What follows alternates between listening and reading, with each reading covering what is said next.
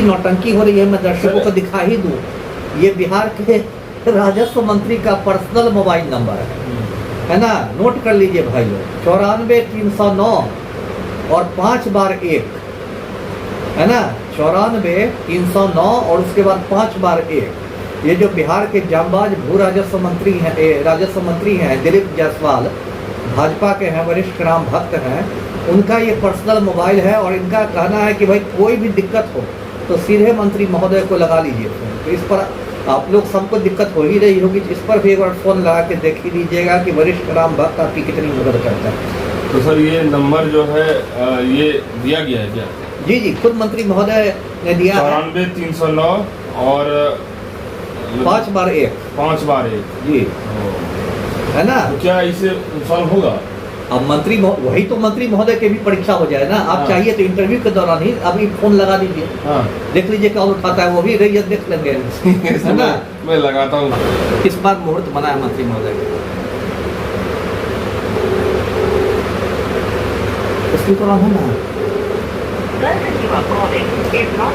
तो देखिए माननीय मंत्री महोदय की पोल खुल गई, घंटी बजी और उन्होंने फोन उठाया ही नहीं। अब देखिए ये हालत है बिहार का, है ना। दिलीप जायसवाल खुद देते हैं नंबर, अपना पर्सनल नंबर देते हैं, लेकिन फ़ोन कीजिएगा तो फ़ोन नंबर नहीं उठेगा। ये बड़ा खेल चल रहा है। ये ऐसे में भू राजस्व मंत्री बनने के बाद फ़ोन बिजी बताना और फ़ोन यदि रिंग हो भी रहा है तो कोई रिस्पॉन्स नहीं करना, ये मतलब क्या है?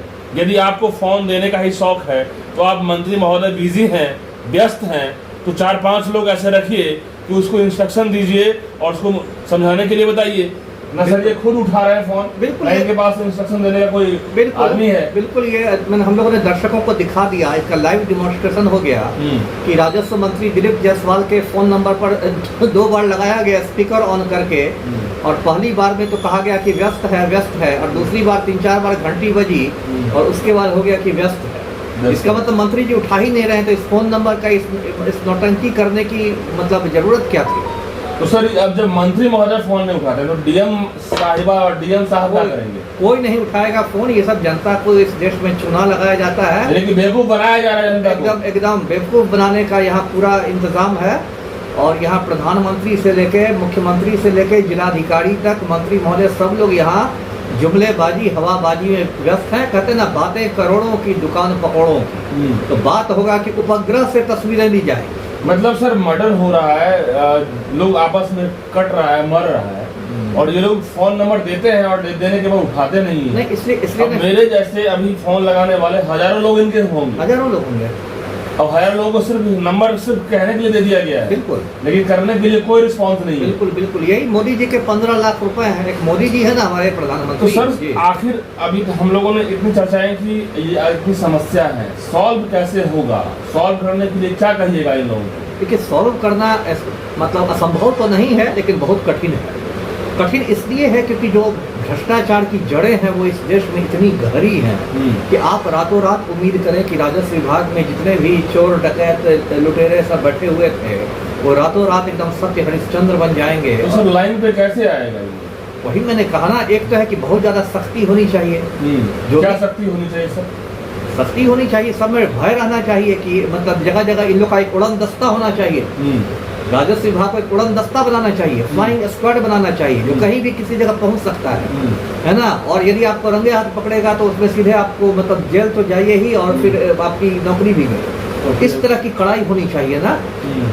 जगह जगह इन लोग का टोल फ्री नंबर रहना चाहिए। 1800 करके टोल फ्री नंबर रहता है ना, 1800 टोल फ्री नंबर रहना चाहिए। निःशुल्क नंबर, हेल्पलाइन नंबर रहना चाहिए राजस्व विभाग का। पूरा कंट्रोल रूम पटना में रहना चाहिए। कंट्रोल रूम रहना चाहिए। यदि मैं मंत्री रहता ना तो सबसे पहले एक कंट्रोल रूम स्थापित करता पटना में, नियंत्रण कक्ष। और वो नाम का नियंत्रण कक्ष नहीं रहता, वहाँ 10-20 लोग अलग अलग फोन पर रहते। ये नहीं कि साल भर आपका व्यस्त ही मिल रहा है। और लॉग बुक रहता, जहाँ से आपकी शिकायत आई है, शिकायतकर्ता का नाम नोट, पूरा उसका विवरण नोट, और उसमें क्या कार्रवाई की गई वो। तो आप कुछ कर ही नहीं रहे हैं ऐसे ही। ये तो शर्म आना चाहिए इन लोगों को कि डीएम भी जो है खाली इधर उधर इंस्ट्रक्शन दे देता है और घूम रहा, मतलब अपना काम निकाल रहा है ये लोग। देखिए देखिए क्या है ना, सिस्टम पूरा फेंका फेंकी पर चलता है। मुख्यमंत्री से बात कीजिएगा तो वो देखिए अभी जो अभी जानकारी मिली कि रोहतास के डीएम उदिता सिंह है, वो कह रहे हैं कि मेरा टोल फ्री नंबर होगा, आप मतलब कि कहीं भी उलझना नहीं है, सीधे फोन करना है, मामला सॉल्व होगा। 10 रुपये में आपका जो है इस जमीन का सर्वे का जो मामला है ये सॉल्व हो जाएगा। आपको कोई दलाल के चक्कर में नहीं पड़ना है, यानी कि दलाल जो है मुंह ताकते रह जाएगा और 10 रुपये में काम निकल जाएगा। ये कह रही है उदिता जी, डीएम है रोहतास की। अगर सच में उदिता जी ऐसा काम कर देती हैं तो उनको तो मैं समझता हूँ कि बहुत इस सर्वे का रोल मॉडल बन जाएगी। एकदम इनको सर्वे पूरा राजस्व विभाग को सम्मानित करना चाहिए।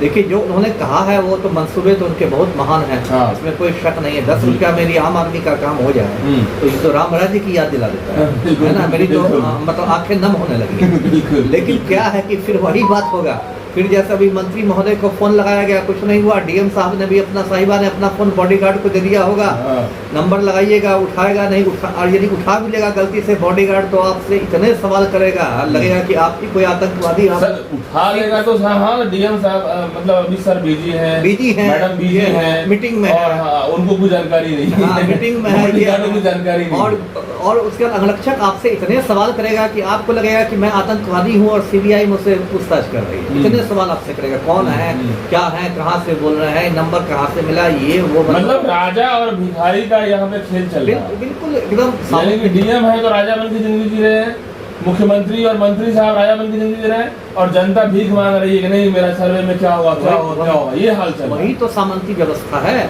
बस चुनाव में ये लोग हाथ जोड़ के दांत निकोर के आएंगे, जब चुनाव होगा तो फिर पलटू राम निकलेंगे। देखिए कहेंगे कि देखिए 5 साल तक हमने मेहनत की, अब मैं मजदूरी मांगने आया हूँ। सर हम चर्चा करेंगे सीधे इस पे कि कंट्रोल रूम, आपने बड़ी अच्छी बात कही, कंट्रोल रूम होना चाहिए जगह जगह पे, खास करके पटना में एक स्पेशल अच्छा कंट्रोल रूम हो कि पूरे बिहार से कम हजारों आदमी एक बार फोन करे, उसको रिस्पॉन्स हो, कॉल सेंटर होना चाहिए। बिल्कुल वही मैं कह रहा था ना कि बाकायदा एक कंट्रोल रूम होना चाहिए था पटना में, राजधानी में, राजस्व विभाग में। उसमें एक सीनियर अधिकारी की देखरेख में वो पूरा कंट्रोल रूम काम करता, और उसके कई फोन लाइन उसके रहते, ये नहीं कि स्पेशल टीम होनी चाहिए, और उसमें बाकायदा लॉग बुक रहता कि इतना बजकर इतना मिनट पर यहाँ से इस जगह से ये शिकायत प्राप्त हुई, इसने शिकायत की, या नाम नहीं वो व्यक्ति देना चाहता तो उसका फोन नंबर दे कि ये शिकायत हुई उस पर, और अंतिम कॉलम रहता कि इस पर क्या कार्रवाई हुई, है ना। सर ऐसा नहीं लग रहा है कि इन लोगों को लगा कि बिहार की जनता तो बेवकूफ है ही, अनपढ़ गवार है ही, जो मर्जी कर देंगे, सब अनपढ़ मतलब उल्टा सीधा करके मरते करते अपना ही जो है अपना काम निकल जाएगा।